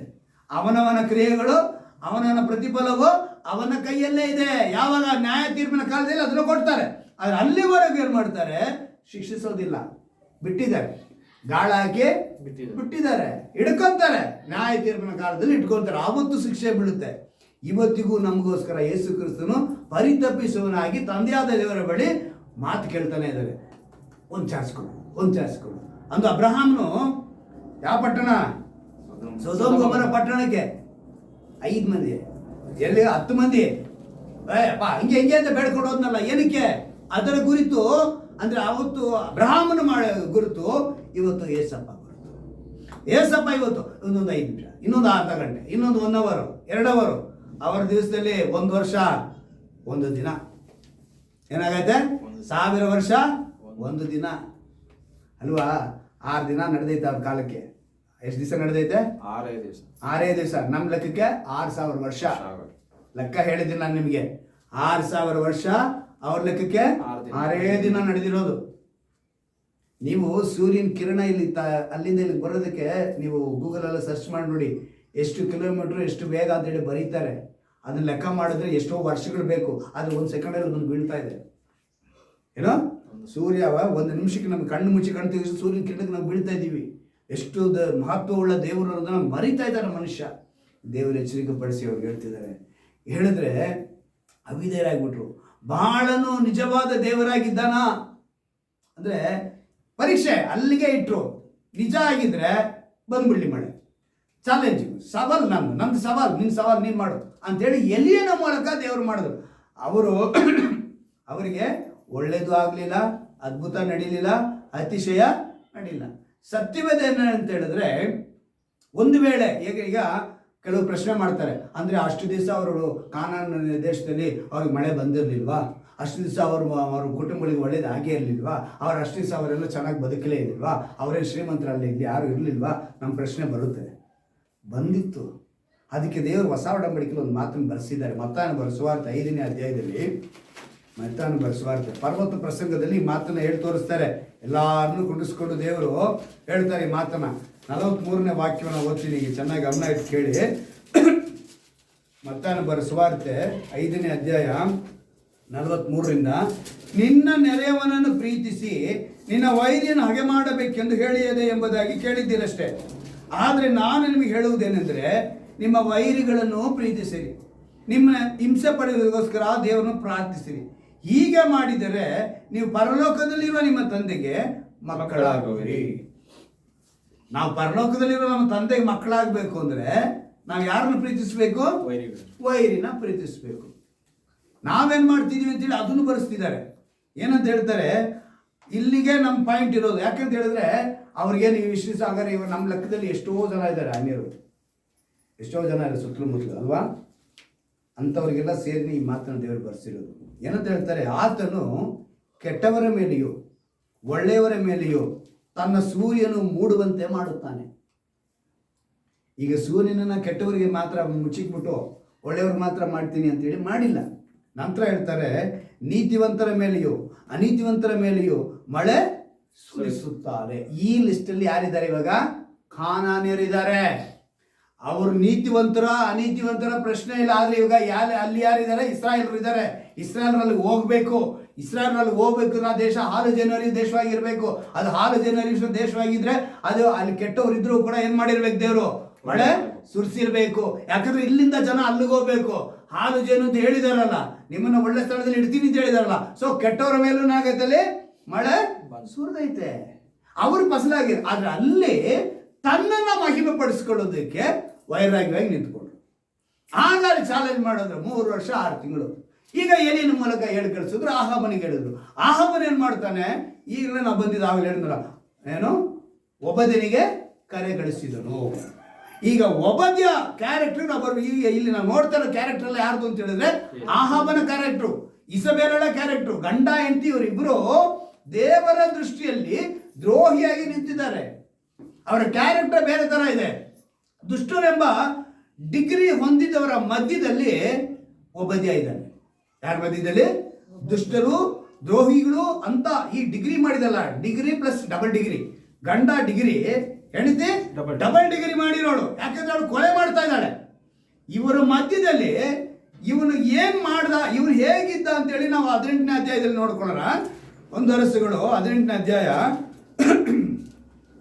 3ನೇ ವಾಕ್ಯವನ್ನು ನಾವು ನೋಡಿದ್ವಲ್ಲ. ಬಹು ಘೋರವಾಗಿದ್ದರಿಂದ ಆಹಾಬನು ತನ್ನ ಉಗ್ರಾಣಿಕನಾದ ಒಬದ್ಯ ಎಂಬನನ್ನು ಕರೆಗಳಿಸಿದನು. ಅಲ್ಲಿ ಕ್ಯಾರೆಕ್ಟರ್ ಹೇಳ್ತಾರೆ ನೋಡಿ, ಇಸಬೇಲಳು ಯೆಹೋವನ ಪ್ರವಾದಿಗಳನ್ನು ಸಂಹರಿಸುತ್ತಿರುವಾಗ ಏನ್ ಮಾಡ್ತಿದ್ದಾಳೆ? ಇಸಬೇಲಳು ಯೆಹೋವನ ಪ್ರವಾದಿಗಳನ್ನು ಏನ್ ಮಾಡ್ತಿದ್ದಾಳೆ? ಸಂಹರಿಸುವಾಗ. ಸಂಹರಿಸು ಅಂದ್ರೆ ಕೊಲೆ ಮಾಡ್ತಾ ಇದ್ದಾಳೆ. ಕೊಲೆ ಮಾಡೋ ಸಮಯದಲ್ಲಿ ಒಂದು ಮಾತು ಬರೆಯಲ್ಪಟ್ಟಿದೆ, ಯೆಹೋವನಲ್ಲಿ, ಇಲ್ಲೇ ಗಮನ ಇರಬೇಕು ನಿಮಗೆ, ಯೆಹೋವನಲ್ಲಿ ಬಹು ಭಯ ಭಕ್ತಿಯುಳ್ಳವನಾದ ಈ ಒಬದ್ಯನು. ಎಂತ ಒಬದ್ಯ ಇವನು? ಬಹು ಭಯ ಭಕ್ತಿ. ಬರೀ ಭಯ ಭಕ್ತಿ ಬರ್ದಿಲ್ಲ, ಬಹು ಭಯ ಭಕ್ತಿ. ಈಗ ನಮ್ಮ ಒಬದ್ಯ ಡಿಗ್ರಿ ಎಂತದ್ದು? ಬಹು ಭಯ ಭಕ್ತಿ ಹೊಂದಿರುವ ಡಿಗ್ರಿ. ಅವರ ಡಿಗ್ರಿ ದುಷ್ಟರು ದ್ರೋಹಿಗಳು. ಈಗ ಒಬದ್ಯನ ಡಿಗ್ರಿ ಬಹು ಭಯ ಭಕ್ತಿ. ಈಗ ಚೆನ್ನಾಗಿ ಗಮನಿಸಿ, ಇಸ್ರಾಯೇಲ್ ಕುರಿತು ಇಸ್ರಾಯೇಲ್ ಜನಾಂಗದಲ್ಲೇ ಹುಟ್ಟಿದಂತ ಆಹಾಬನು ಧರ್ಮಶಾಸ್ತ್ರವನ್ನ ಮೀರಿ ವಿಗ್ರಹಾರಾಧಕನಾಗಿದ್ದಾನೆ. ದೇವರನ್ನ ಪೂರ್ಣ ಹೃದಯ, ಪೂರ್ಣ ಮನಸ್ಸು, ಪೂರ್ಣ ಬುದ್ಧಿ, ಪೂರ್ಣ ಶಕ್ತಿಯಿಂದ ಪ್ರೀತಿಸಲಿಲ್ಲ. ತನ್ನ ನೆರೆಯವರನ್ನು ಪ್ರೀತಿಸಲಿಲ್ಲ. ಅದಕ್ಕೆ ಗುರುತಾಗಿಯೇ ಯೆಹೋವನ ಪ್ರವಾದಿಗಳನ್ನ ತನ್ನ ಹೆಂಡತಿನೇ ಕೊಲೆ ಮಾಡ್ತಿದ್ರು. ಸುಮ್ಮನಿದ್ದಾನೆ. ಏನ್ ಮಾಡ್ತಿದ್ದಾನೆ? ತನ್ನ ಹೆಂಡತಿನೇ ಕೊಲೆ ಮಾಡ್ತಿದ್ರು. ಇವರು ವಾಗ್ದಾನಗಳನ್ನ ನೆರವೇರಿಸುವವರಾಗಿದ್ರೆ, ದೇವರ ವಾಗ್ದಕ್ಕೆ ವಿಧೇಯರಾಗಿದ್ರೆ ಇವ್ರೇನ್ ಮಾಡ್ತಿದ್ರು? ಒಂದೇ ಮಾತಿನ ಅಡಕವಾಗಿದೆ. ಯಾವುದು? ನಿನ್ನಂತೆಯೇ ನಿನ್ನ ನೆರೆಯವನನ್ನ ಪ್ರೀತಿಸಿ. ಈ ಮಾತಿನಲ್ಲಿ ಏನಾಗ್ಬಿಡ್ತಿತ್ತು? ಪೂರ್ತಿ ಸತ್ಯವೇದ ಅಡಿಕೊಳ್ತಾ ಇತ್ತು. ಆದ್ರೆ ಇವರೇನ್ ಮಾಡಲಿಲ್ಲ, ಅದನ್ನ ಮಾಡಲಿಲ್ಲ, ಕೊಲೆ ಮಾಡ್ತಾ ಇದ್ದಾರೆ. ಕೊಲೆ ಮಾಡುವಂತ ಸಂದರ್ಭದಲ್ಲಿ ದೇವರಿಗೆ ಡಿಗ್ರಿ ಮಾಡಿದ್ದೇನಲ್ಲ, ಬಹು ಭಯ ಭಕ್ತಿ. ಎಂತ ಡಿಗ್ರಿ ನೋಡಿದ್ರ? ಇವತ್ತು ನಮಗೆ ಭಯ ಭಕ್ತಿ ಇದೆಯಾ ಅಂತ ನಾವು ಸ್ವಲ್ಪ ಯೋಚನೆ ಮಾಡಿ ನೋಡಬೇಕು. ಇದರಲ್ಲಿ ಇನ್ನೂ ಒಂದು ಸೇರ್ಬೇಕು. ಯಾವುದು? ಬಹು ಅನ್ನೋದು ಸೇರ್ಬೇಕು. ಈಗ ಇಲ್ಲಿ ಇವನು ಯಾರು ಅಂತ ಹೇಳಿದ್ರೆ ಉಗ್ರಾಣಿಕನಾದ. ಏನಂತೆ? ಉಗ್ರಾಣ ಅಂದ್ರೇನು? ಕಿಚನ್, ಅಡಿಗೆ ಮನೆ. ನಿಧಿಗಳನ್ನ ಸೇರಿಸಿರ್ತಾರಲ್ಲ, ಇದು ದವಸ ಧಾನ್ಯ. ಆ ಉಗ್ರಾಣ ಅಂದರೆ ನಿಮಗೆ ಚೆನ್ನಾಗಿ ಅರ್ಥ ಆಗಬೇಕು ಅಂದರೆ ಆಹಾರ ಇಲಾಖೆ, ದವಸ ಧಾನ್ಯಗಳನ್ನು ಕೊಡಿಸಿಟ್ಟು ಅಲ್ಲಿ ಇವನು ಅಂದರೆ ಟ್ರಾನ್ಸ್ಲೇಟ್ ನನಗೆ ತುಂಬ ಇದೊಂದು ಯೋಚನೆ ಮಾಡ್ತಾ ಇರ್ತೀನಿ. ತೆಲುಗುನಲ್ಲಿ ಒಂದು, ಇಂಗ್ಲೀಷಲ್ಲಿ KJV ಒಂದು, NIV ಒಂದು, ಆಯಿತಾ, ಕನ್ನಡದಲ್ಲೇ BSI ಒಂದು, KJV ಒಂದು. ಅರ್ಥ ಆಯ್ತಾ? ಉಗ್ರಾಣಿಕನಾದ ಈ ಒಂದು ಪದಕ್ಕೆ ಒಂದರಲ್ಲಿ ಇಂಗ್ಲೀಷ್ನಲ್ಲಿ ಅಡ್ಮಿನಿಸ್ಟ್ರೇಟರ್, ಇನ್ನೊಂದರಲ್ಲಿ ಗವರ್ನರ್, ಇನ್ನೊಂದರಲ್ಲಿ ಸ್ಟೋರ್ ಕೀಪರ್, ಇನ್ನೊಂದರಲ್ಲಿ ಸ್ಟೋರ್ ಮ್ಯಾನೇಜರ್. ಏನಂತೆ? Store keeper, store manager, next governor, ಇನ್ನೊಂದು ಕಡೆ ಅಡ್ಮಿನಿಸ್ಟ್ರೇಟರ್, ಇಷ್ಟೆಲ್ಲ ಬರೆಸಿದೆ. ಅಂದರೆ ಚೆನ್ನಾಗಿ ಗಮನಿಸಿ, ಅವನು ಒಳ್ಳೆ ಸ್ಥಾನದಲ್ಲಿದ್ದಾನೆ. ಆ ಸ್ಥಾನದಲ್ಲಿ ಬರೋದಕ್ಕೆ ಅವನು ಯಾರಿಗೆ ಭಯ ಭಕ್ತಿಗಳನ್ನಾಗಿದ್ದಾನೆ? ಯೆಹೋವ ದೇವರಿಗೆ, ತಂದೆಯಾದ ದೇವರಿಗೆ ಬಹು ಭಯ ಭಕ್ತಿ. ಆಹಾವ ಯಾರಾಗಿದ್ದಾನೆ? ವಿರೋಧಿಯಾಗಿದ್ದಾನೆ. ಏನ ಮಾಡ್ತಿದ್ದಾನೆ? ವಿಗ್ರಹಾರಾಧನೆ ಮಾಡ್ತಿದ್ದಾನೆ. ಯಾರಿಗೆ? ಬಾಳನಿಗೆ. ಈಗ ಅವನು ಪ್ರಶ್ನೆ ಮಾಡಿರೋಲ್ಲ, ಏನೋ ನನ್ನ ಕೈ ಕೆಳಗಡೆ ಕೆಲಸ ಮಾಡೋ ನೀನು, ನಾನು ಇಲ್ಲಿ ಪೂಜೆ ಮಾಡ್ತಿದ್ರೆ ನೀನೇನೋ ಮಾಡ್ತಿದ್ಯಾ ಅಂತ ಪ್ರಶ್ನೆ ಮಾಡಿರಲ್ವಾ? ಅವನ ಹೆಂಡತಿ ಏನು ಹೇಳಿಲ್ಲ? ಇಸಬೆಲ್ ಏನು ಮಾಡಿರ್ತಾಳೆ? ಪ್ರವಾದಿಗಳನ್ನ ಕೊಲ್ತಾ ಇದ್ರೆ ಇವನು ಭಯ ಭಕ್ತಿಯಿಂದ ನೋಡಿದ್ರೆ ಇವನೇನು ಮಾಡಿರ್ತಾರೆ? ಕೇಳಿರ್ತಾರೆ. ಆದರೂ ಇವನ್ನ ಅಲ್ಲಿ ಕೆಲಸಕ್ಕೆ ಇಟ್ಕೊಂಡಿದ್ದಾನೆ. ತೆಲುಗುನಲ್ಲಿ ಮನೆ ಮಂತ್ರಿ ಅಂತೇಳಿ ಬರೆಯಲ್ಪಟ್ಟಿದೆ, ತೆಲುಗು ಟ್ರಾನ್ಸ್ಲೇಷನ್ ಅಲ್ಲಿ. ಅವಾಗ ರಾಜ್ಯದಲ್ಲಿ ಒಬ್ಬ ಮಂತ್ರಿ ಇದ್ದಂಗೆ ಒಂದು ಮನೆಗೆ ಒಬ್ಬ ಮಂತ್ರಿ ಇರಬೇಕು. ಅಂದರೆ ರಾಜನ ಬಳಿ ಇವನು ಊಟದ ವಿಷಯಕ್ಕೆ ಒಬ್ಬ ಮಂತ್ರಿ ಅಂತ ಇಟ್ಕೋಬಹುದು. ಉಗ್ರಾಣಿಕನಾದ ಅಂದರೆ ಅವನೊಂದು ಆಹಾರ ಇಲಾಖೆ ಮಂತ್ರಿ ಇದ್ದಂಗೆ, ಊಟದ ವಿಷಯಕ್ಕೆ ಅವನು ಮಂತ್ರಿ ಇದ್ದಂಗೆ. ಈಗ ಇವನನ್ನೇ ಏನಕ್ಕೆ ಕರೆಗಣಿಸಿದ್ರೆ ಅಂದರೆ ಇಲ್ಲಿ ಬರ ಬಂದಿರೋದು ಯಾವುದಕ್ಕೆ? ಊಟದ ವಿಷಯಕ್ಕೆ. ದವಸ ಧಾನ್ಯನೇ ಬೆಳೆ ಆಗ್ತಿಲ್ಲ. ಯಾಕೆಂದ್ರೆ ಇಲ್ಲಿ ಮಳೆ ಇಲ್ಲ. ಎಷ್ಟು ಲಿಂಕ್ ನೋಡಿ, ಒಂದು ಪದದಿಂದ ಒಂದು ಪದಕ್ಕೆ. ದೇವರು ಅವನ್ನ ಅಲ್ಲಿ ನಿಲ್ಲಿಸಿದ್ದಾರೆ. ಅವನಲ್ಲಿ ಬಹು ಭಯ ಭಕ್ತಿಯುಡನಾಗಿದ್ದಾನೆ. ಅವನ್ನ ನೋಡಿ ಅವನಿಗೆ ಏನು ಬಂದಿಲ್ಲ, ಇವನು ನಂಬಿಗಸ್ತನಾಗಿದ್ದಾನೆ, ಇವನ ಮೇಲೆ ನಂಬಿಕೆಯಿಂದ ನಾವು ಈ ಕೆಲಸ ಕೊಡಬಹುದು ಅಂತೇಳಿ ಅವನ ದೃಷ್ಟಿಯಲ್ಲಿ, ಆಮನ ದೃಷ್ಟಿಯಲ್ಲಿ ಒಬ್ಬದೇ ಏನಾಗಿದ್ದಾನೆ? ನೀತಿವಂತನಾಗಿದ್ದಾನೆ. ದೇವರ ದೃಷ್ಟಿಯಲ್ಲಿ ಏನಾಗಿದ್ದಾನೆ? ಬಹು ಭಯ ಭಕ್ತಿಯುಳ್ಳವನಾದ ಒಬದ್ಯನಾಗಿದ್ದಾನೆ. ಈ ಪರಿಸ್ಥಿತಿಯಲ್ಲಿ ತನ್ನನ್ನ ಅವನು ಕಾಪಾಡ್ಕೊಂಡು ಬರುವಾಗ, ಅಂದ್ರೆ ಒಬದ್ಯ ಅವನ ನಂಬಿಕೆ ಆಗಿತ್ತು ಅಂತ ಹೇಳಿದ್ರೆ, ದೇವರೆಂದು ಕರೆಯುವ ನಿಮ್ಮ ದೇವರಿಗಿಂತ ನಾನು ಆರಾಧಿಸುವ ನಂಬಿಕೆಯ ದೇವರು ಸತ್ಯ ದೇವರು ಅಂತ. ನೀವು ಈ ಅಧ್ಯಾಯದ ಮೇಲ್ಗಡೆ ನೋಡಿ, 18ನೇ ಮೇಲ್ಗಡೆ ಸತ್ಯ ದೇವರು ಬಾಳನೋ ಯೆಹೋವನ ಅಂತ ಬಂದಿದೆ ಹೆಡ್ಲೈನ್. ಅಂದ್ರೆ ಈ ಚಾಲೆಂಜಿಂಗ್ ನಡೀತಾ ಇದೆ. ಈ ಚಾಲೆಂಜಿಂಗ್ ಅಲ್ಲಿ ಅವನೇನ್ ಯೋಚನೆ ಮಾಡ್ದ? ನಾನು ಆರಾಧಿಸುವ ದೇವರು ಸತ್ಯ ದೇವರು. ನೀನು ನನಗೂ ಅದೇ ಬರಬೇಕು. ನಾನು ಆರಾಧಿಸುವ ದೇವರು ಸತ್ಯ ದೇವರು. ನೋಡಿ, ಈಗ ಪ್ರಪಂಚದಲ್ಲಿ ಅನೇಕ ದೇವರನ್ನ ಪೂಜೆ ಮಾಡುವಂಥವ್ರು ಅನೇಕರಿದ್ದಾರೆ. ಯಾವುದಕ್ಕೂ ನಾನು ಮನೆಯನ್ನು ಹೇಳಿದೆ, ವಿಗ್ರಹಕ್ಕೇನಿಲ್ಲ, ಶಕ್ತಿ ಇಲ್ಲ, ಅದು ಏನೂ ಅಲ್ಲ. ಆದ್ರೆ ಮತ್ತೆ ಹೆಂಗ್ ಅತಿಶಯ ನಡೀತಾ ಇದೆ, ಹೆಂಗ್ ಅದ್ಭುತ ನಡೀತಾ ಇದೆ ಅಂತ ಹೇಳಿದ್ರೆ ಚೆನ್ನಾಗಿ ಗಮನಿಸಬೇಕು. ದೇವರು ಕೆಟ್ಟವರ ಮೇಲೆಯೂ ಒಳ್ಳೆಯವರ ಮೇಲೆಯೂ ಅವ್ರು ಮಾಡ್ತಿದ್ದಾರೆ. ನ್ಯಾಯಾಧಿಪತಿ ಬರುವಾಗ ಅವರಿಗೆ ಅಲ್ಲೇ. ಇನ್ನೊಂದು, ಶತ್ರುವಾಗಿರೋ ಸೈತಾನನು ಏನ್ ಮಾಡ್ತಾನೆ? ಅವರನ್ನ ಮೋಡಿ ಮಾಡೋದಕ್ಕೂ ಅವರನ್ನ ಬಳಸ್ಕೊಳ್ಳೋದಕ್ಕೂ ಶತ್ರು ತನ್ನ ದೂತರನ್ನ ಕಳಿಸಿ ಅತಿಶಯಗಳನ್ನ ಮಾಡಿಸ್ತಾನೆ.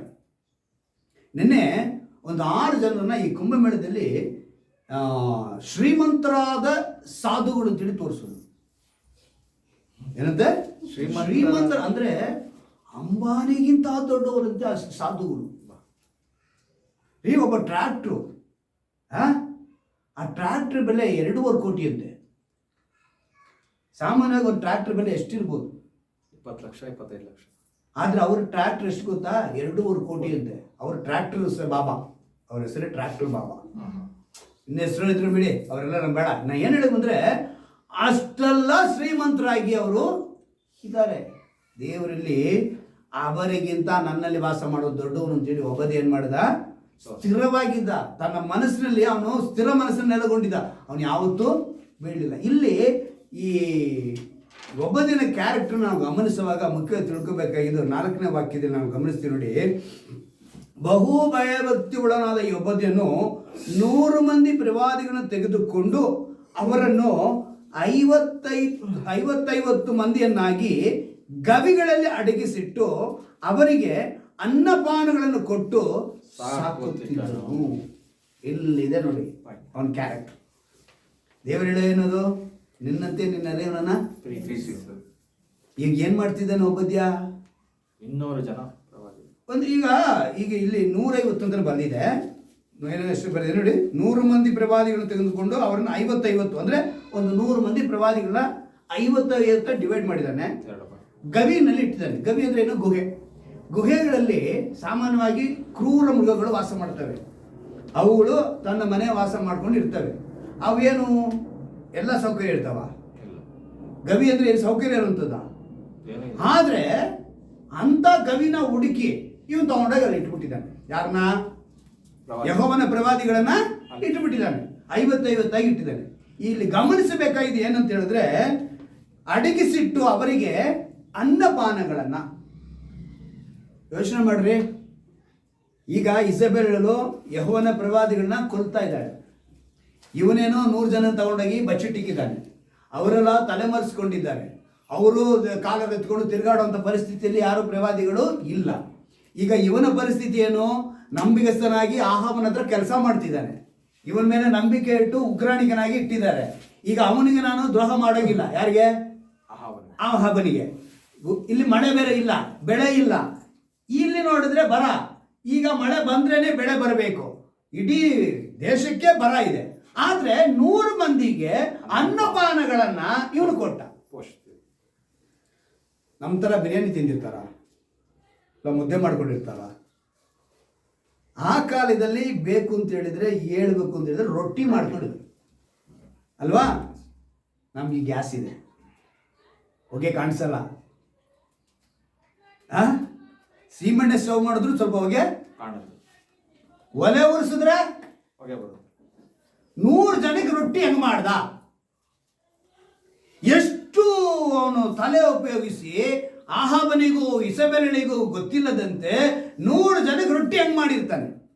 ಗವಿ ಅನ್ನೋದು ಮನೆ ಪಕ್ಕದಲ್ಲಿ ಇರುತ್ತಾ? ಕಾಡಲ್ಲಿ. ಈಗ ಕಾಡಲ್ಲಿ ಹೋಗಿ ಒಂದು ಬೆಂಕಿ ಹಾಕಿದ್ರೆ ಹೊಗೆ ಬರುತ್ತಾ ಬರಲ್ವಾ? ಅಲ್ಲಿ ಹೋಗಿ ಏನೋ ಒಂದು ಮಾಡಿದ್ರೆ ಇಟ್ಟು ಇಸಕಲ ರೊಟ್ಟಿ ಸುಟ್ಟಿ ಅವ್ರು ಕೊಟ್ಬಿಟ್ಟ ಏನೋ ಇಲ್ಲಿದೆ ಎತ್ಕೊಂಡು ಹೋದಂದ್ರೆ ಹೊಗೆ ಬಂತು ಅಂದ್ರೆ ರಾಜನಿಗೆ ಏನಾಗುತ್ತೆ? ಈಗ ರಾಜನ ಬಳಿ ಕೆಲಸ ಮಾಡೋರೆಲ್ಲ ಹೇಗಿರ್ತಿರ್ತಾರೆ? ರಾಜನ ಹತ್ರ ನಾವು ಏನಾರ ಮಾಡಿ ಬಹುಮಾನ ತಗೋಬೇಕು ಅನ್ನೋ ಪರಿಸ್ಥಿತಿಯಲ್ಲಿ ಇರ್ತಾರೆ. ಇಲ್ಲಿ ಒಬದ್ಯ ಏನ್ ಮಾಡ್ತಾ ಇದ್ದಾನೆ? ಯಾರಿಗೂ ಗೊತ್ತಿಲ್ಲದಾಗೆ ಬಚ್ಚಿಟ್ಟಿದ್ದಾನೆ. ಏನ್ ಮಾಡಿದ್ದಾನೆ? ಈಗ ಅವನು ಬಚ್ಚಿಟ್ಟಿರೋ ಜಾಗನ ಅವನ ಜೊತೆಗೆ ಕೆಲಸ ಮಾಡೋರು ನೋಡಿರ್ತಾರ. ಈಗ ಅವರೆಲ್ಲ ಇವನಿಗೇನಾಗಿರ್ಬೇಕು? ವಿಧೇಯರಾಗಿರ್ಬೇಕು. ಇವನ ಕೆಲಸಕ್ಕೆ ಅವ್ರೇನಾಗಿರ್ಬೇಕು? ಸಹಾಯಕರಾಗಿರ್ಬೇಕು. ಸಹಾಯಕರಾಗಿಲ್ಲ ಅಂದ್ರೆ ನೀವು ಯೋಚನೆ ಮಾಡಿ, ನಾವು ಮುಂದಕ್ಕೆ ಬೆಳೀತಾ ಬೆಳೀತಾ ಹೋದ್ರೆ ನಮ್ಮನ್ನ ಕಾಲಿಡಿಯುವಂಥ ಪರಿಸ್ಥಿತಿಯಲ್ಲೇ ಜನ ಇದ್ದಾರೆ. ನಮ್ಮನ್ನು ತುಳಿದಾಕ್ಬೇಕು ಅನ್ನೋ ಪರಿಸ್ಥಿತಿಯಲ್ಲೇ ಜನ ಇದ್ದಾರೆ. ಈಗ ಚೆನ್ನಾಗಿ ಗಮನಿಸಿ, ಇವನ್ ಪೋಸ್ಟ್ಗೆ ಯಾವನ ಪ್ಲಾನ್ ಮಾಡಿದ ಅಂತ ಇಟ್ಕೊಳ್ಳಿ. ಇವನ್ನ ಸಿಕ್ಲಾಕ್ಸ್ಬಿಟ್ಟು ನಾವ್ ಈ ಜಾಗಕ್ಕೆ ಹೋಗ್ಬಿಡೋಣ ಅಂತ ಪ್ಲಾನ್ ಮಾಡಿರಲ್ವಾ? ಆದ್ರೆ ಅದನ್ನು ಕೂಡ ಲೆಕ್ಕ ಮಾಡ್ತೀರಾ.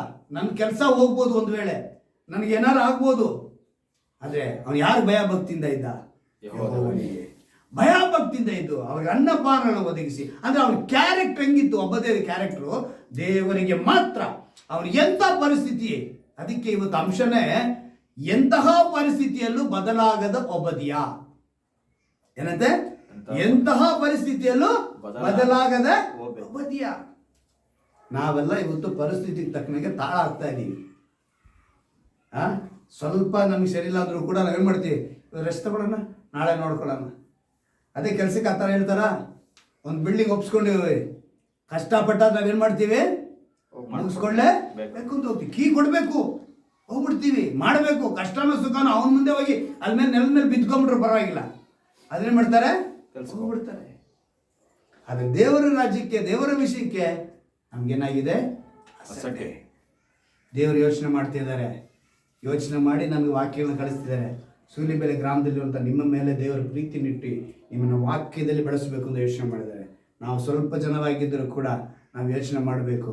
ದೇವರು ನಮ್ಮನ್ನು, ಅಂದರೆ ಇವನಿಗೆ ಬಂದಂಥ ಕಷ್ಟಗಳು. ಕೀರ್ತನೆಗಳು 34ನೇ ಅಧ್ಯಾಯದ 19ನೇ ವಾಕ್ಯ ಕಡೆಯದಾಗಿ ಓದಿ. ಕೀರ್ತನೆಗಳು 34ನೇ ಅಧ್ಯಾಯ 19ನೇ ವಾಕ್ಯ. ನೀತಿವಂತನಿಗೆ ಸಂಭವಿಸುವ ಕಷ್ಟಗಳು ಅನೇಕವಿದ್ದರೂ ಅವೆಲ್ಲವುಗಳಿಂದ ಕರ್ತನು ಬಿಡಿಸುತ್ತಾನೆ ಎಂಬ ಮಾತಿರುತ್ತೆ. ಯೆಹೋವನು ಹಾ ನೀತಿವಂತರನ್ನು ಕಟಾಕ್ಷಿಸುತ್ತಾನೆ, ಹಾ ಅವರ ಮೊರೆ ಇಡುವಾಗ ಹಾ. ಕಿವಿಗೊಡುತ್ತಾನೆ, ಹಾ. ಕೆಡುಕರಿಗೂ ಕೀರ್ತನೆಗಳು 34:19. ನಿಮಗೆ ಸಂಭವಿಸುವ ಕಷ್ಟಗಳು ಹಾ. ಯೆಹೋವನು ಹಾ, ನೀತಿವಂತನಿಗೆ ಸಂಭವಿಸುವ ಕಷ್ಟಗಳು ಅನೇಕವಿದ್ದರೂ ಯೆಹೋವನು ಯೆಹೋವನು ಅವೆಲ್ಲವುಗಳಿಂದ ಅವನನ್ನು ಬಿಡಿಸುತ್ತಾನೆ. ಈ ನೀತಿವಂತನಿಗೆ ಅದೇ ಬಂತು ಕಷ್ಟ, ಆದ್ರೆ ದೇವರೇನ್ ಮಾಡಿದ್ರು ಅವೆಲ್ಲವುಗಳಿಂದ ಬಿಡಿಸಿ. ನಾನು ಅದನ್ನು ಯೋಚನೆ ಮಾಡ್ತೀನಿ. ನನಗೆ ಏನೇ ಕಷ್ಟ ಬರಲಿ, ಏನೇ ಸಮಸ್ಯೆ ಬರಲಿ, ಹೆಂಡತಿಯಿಂದ ಬರ್ಬೋದು, ಮಕ್ಕಳಿಂದ ಬರ್ಬೋದು, ಸಭೆಯಿಂದ ಬರ್ಬೋದು, ಅಕ್ಕಪಕ್ಕದಲ್ಲಿರೋದ್ರಿಂದ ಬರ್ಬೋದು, ಕೆಲಸದಲ್ಲಿ ಬರ್ಬೋದು, ವಾಹನದಲ್ಲಿ ಬರ್ಬೋದು, ನಮ್ಮ ಹಿಂದೆ ಮುಂದೆ ಎಲ್ಲ ಕಡೆಯಿಂದನೂ ಬರ್ಬೋದು. ಆದರೆ ಅವೆಲ್ಲವುಗಳಿಂದ ಯಾರು ಬಿಡಿಸ್ತಾರೆ? ದೇವರು, ಯೇಸು ಕ್ರಿಸ್ತನು ಬಿಡಿಸ್ತಾರೆ. ನಾವೇನು ನಾನು ಇದನ್ನು ಅರ್ಥಕೊಂಡ್ಬಿಟ್ರೆ ನಾವೇನಾಗ್ತೀವಿ? ದೇವರಿಗೆ ವಿಧೇಯನಾಗುವ ವಿಷಯದಲ್ಲಿ ಒಬ್ಬದಿನಂತೆ ನಾವು ಡಿಗ್ರಿ ಮಾಡಬೇಕು. ಹೇಗೆ? ಬಹು ಭಯ ಭಕ್ತಿ ಉಳ್ಳವರಾಗಿರಬೇಕು. ಇವತ್ತು ಆ ಅನುಭವ ಕೊಡಿ ಅಂತೇಳಿ ನಾವೆಲ್ಲ ಮೊಣಕಾಲಕ್ಕೆ ಪ್ರಾರ್ಥನೆ ಮಾಡೋಣ. ದೇವರು ಒಂದು ಒಳ್ಳೆ ಮಾತಿನಿಂದ ನಮ್ಮನ್ನು ಒಬ್ಬದಿನ ಮೂಲಕ ನಮಗೆ ತಿಳಿಯಪಡಿಸಿದ್ದಾರೆ. ಒಬ್ಬದಿನ ಪರಿಸ್ಥಿತಿ ಭಯಂಕರವಾದ ಪರಿಸ್ಥಿತಿ. ನನ್ನ ಕೆಲಸಕ್ಕೆ ಕಷ್ಟ ಬರಬಹುದು, ತೊಂದರೆ ಬರಬಹುದು, ಕುಟುಂಬಕ್ಕೆ ತೊಂದರೆ ಬರಬಹುದು, ಆದರೂ ಕೂಡ ಅವನು ಅದನ್ನು ಲೆಕ್ಕಿಸದೆ ದೇವರಿಗೆ ಬಹು ಭಯಭಕ್ತಿ ಉಳ್ಳವನಾಗಿದ್ದೇನೆ ಹೊರತು ತನ್ನ ಅರಸನಾದ ಯಜಮಾನನಿಗೆ ಅವನು ಭಯ ಪಡಬೇಕಾಗಿರೋ ಅವಶ್ಯಕತೆ ಇಲ್ಲ. ನಾನು ನನ್ನ ಸತ್ಯ ದೇವರನ್ನು ಆರಾಧಿಸುವ ದೇವರು, ಆ ದೇವರನ್ನ ಕಾಪಾಡ್ತಾರೆ ಎಂಬ ನಂಬಿಕೆಯಿಂದ ಅವನು ಬಹು ಭಯಭಕ್ತಿ ಉಳ್ಳವನಾಗಿದ್ದ. ಅಂತ ಅನುಭವ ನನಗೂ ಕೂಡ ಬೇಕು ಅಂತೇಳಿ ಯಾರ್ಯಾರು ಒಪ್ಪಿಸಿಕೊಡುತ್ತಿದ್ದಾರೋ, ಕರ್ತನೇ, ದೇವರ ದೃಷ್ಟಿಯಲ್ಲಿ ಆಹಾವನು ದ್ರೋಹಿಯಾದನು, ಇಸಬೇಲಳು ಕೊಲೆಗಾರಳಾದಳು. ಕರ್ತನೇ, ಇವರಿಬ್ಬರೂ ಕೂಡ ಪಾಪಿಗಳಾಗಿದ್ದರಪ್ಪ. ಆ ಗುಣಗಳು ಯಾರಿಗೂ ಬರದಂತೆ ಒಬ್ಬನಿಗಿದ್ದಂತ ಆ ವಿಧೇಯತ ಗುಣವು, ಆ ಒಳ್ಳೆ ಗುಣವು, ಆ ಗುಣಗಳ ಲಕ್ಷಣಗಳು ನಮ್ಮಲ್ಲಿ ಬರಬೇಕು ಅಂತೇಳಿ ಯಾರ್ಯಾರು ಒಪ್ಪಿಸಿಕೊಡುತ್ತಿದ್ದಾರೋ ಅವರೆಲ್ಲರಿಗೂ ಕೂಡ ಕರ್ತನೆ ಬಹು ಭಯ ಭಕ್ತಿಯುಳ್ಳ ಆ ಗುಣಗಳು ಯೇಸುವಿನ ನಾಮದಲ್ಲಿ ನಿನ್ನಂತೆಯೇ ನಿನ್ನನ್ನು ಪ್ರೀತಿಸುವ ಒಂದೇ ಮಾತಿನಲ್ಲಿ ಧರ್ಮಶಾಸ್ತ್ರವೆಲ್ಲ ಅಡಕವಾಗಿದೆ. ಆ ಮಾತಿಗೆ ತಕ್ಕಂತೆ ಒಬ್ಬದೇನು ಪ್ರವಾದಿಗಳನ್ನ ಹೇಗೆ ಸಂರಕ್ಷಿಸಿದನು, ಅವನಿಗೆ ಬಂದಂತ ಕಷ್ಟಗಳು ಅನೇಕ ಬಿದ್ದರು, ಅದೆಲ್ಲವುಗಳಿಂದ ದೇವರು ಬಿಡಿಸುತ್ತಾನೆ ಎಂಬ ನಂಬಿಕೆಯಿಂದ ಬದುಕಿದನು. ಅದೇ ಬದುಕು ನಾವು ಬದುಕುವಂತೆ ನಮಗೇನೇ ಸಂಭವಿಸಿದ್ರು ಪರಿಸ್ಥಿತಿಯನ್ನು ಕಂಡು ಭಯ ಪಡದೆ, ಪರಿಸ್ಥಿತಿಯನ್ನು ಕಂಡು ದೇವರಿಂದ ದೂರ ಹೋಗದೆ ನಾವು ಆ ಪರಿಸ್ಥಿತಿಯನ್ನು ಎದುರಿಸಿ ನಾವು ಕೂಡ ದೇವರಿಗಾಗಿ ಬದುಕುವೆ ಅಂತೇಳಿ ಒಪ್ಪಿಸಿಕೊಡುವ ಪ್ರತಿಯೊಬ್ಬರಿಗೂ ಯೇಸುವಿನ ನಾಮದಲ್ಲಿ ಬೇಡಿಕೊಳ್ಳುತ್ತೇನೆ. ಆ ಬಿಡುಗಡೆ ಆಶೀರ್ವಾದ ಪ್ರತಿಯೊಬ್ಬರನ್ನು ವಾಕ್ಯಕ್ಕೆ ಒಪ್ಪಿಸಿಕೊಟ್ಟವರಾಗಿ ನಿಮ್ಮ ನಾಮ ಮಾತ್ರ ಮಹಿಮಪಡಲಿ. ಯಾವುದೇ ಸಮಯದಲ್ಲಿ ವಾಕ್ಯ ಕೇಳಿದರೂ ಕೂಡ ಕರ್ತನೆ ನಿನ್ನ ಮೇಲೆ ಇರುವಂಥ ನಂಬಿಕೆಯಿಂದ ಒಂದು ಕ್ಷಣವೂ ಕೂಡ ಬಿಟ್ಟು ದೂರ ಹೋಗದಂತೆ ಪ್ರತಿಯೊಬ್ಬರನ್ನ ವಾಕ್ಯದಿಂದ ಬಲಪಡಿಸು. ವಿಶೇಷವಾಗಿ ರಾಜ ಸುಲಿಬೆಲೆ ಗ್ರಾಮದಲ್ಲಿರುವಂಥ ಪ್ರತಿಯೊಬ್ಬರಿಗೂ ಕೂಡ ಕರ್ತನೆ ವಾಕ್ಯದಲ್ಲಿ ನೆಲೆಗೊಳ್ಳುವಂತೆ, ವಾಕ್ಯದಲ್ಲಿ ಸ್ಥಿರ ಮನಸ್ಸಿರುವಂತೆ, ವಾಕ್ಯಕ್ಕಾಗಿ ಬದುಕುವಂತೆ ಕೃಪೆ ಮಾಡಿ. ಕ್ರೈಸ್ತರು ಎಂದು ಕರೆಸಿಕೊಳ್ಳುವ, ವಿಶ್ವಾಸಿ ಎಂದು ಕರೆಸಿಕೊಳ್ಳುವ ಪ್ರತಿಯೊಬ್ಬರಿಗೂ ಕರ್ತನೆ ಹೇಳುವಂಥ ಮಾತು ಕರ್ತನೆ ಎಸೆಯ ಅಂದು ಯಾವ ರೀತಿಯಾಗಿ ಒಬ್ಬದನು ಕರ್ತನೆ ಬಹು ಭಯಭಕ್ತಿ ಉಳ್ಳವನಾಗಿ ಕರ್ತನೆ ನಿನಗಾಗಿ ಬದುಕಿದನು, ಅದೇ ಬದುಕು ನಾವು ಬದುಕುವಂತೆ ಕೃಪೆ ಮಾಡಿಕೊಡು. ಕೃಪೆ ಮಾಡಿಕೊಡುವುದಕ್ಕಾಗಿ ಸ್ತೋತ್ರ ರಾಜ. ಬಲಹೀನತೆಗಳ ತೆಗೆದಾಕು ಕರ್ತನೆ ನಿಮ್ಮ ನಾಮ ಮಾತ್ರ ಮಹಿಮಪಡ. ನಮ್ಮ ರಕ್ಷಕನು ವಿಮೋಚಕನಾಗಿರುವ ಯೇಸು ಕ್ರಿಸ್ತನ ನಾಮದಲ್ಲಿ ಪ್ರಾರ್ಥಿಸಿ ಬೇಡುವಂತ ಜೀವನ ತಂದೆಯೇ, ಆಮೆನ್.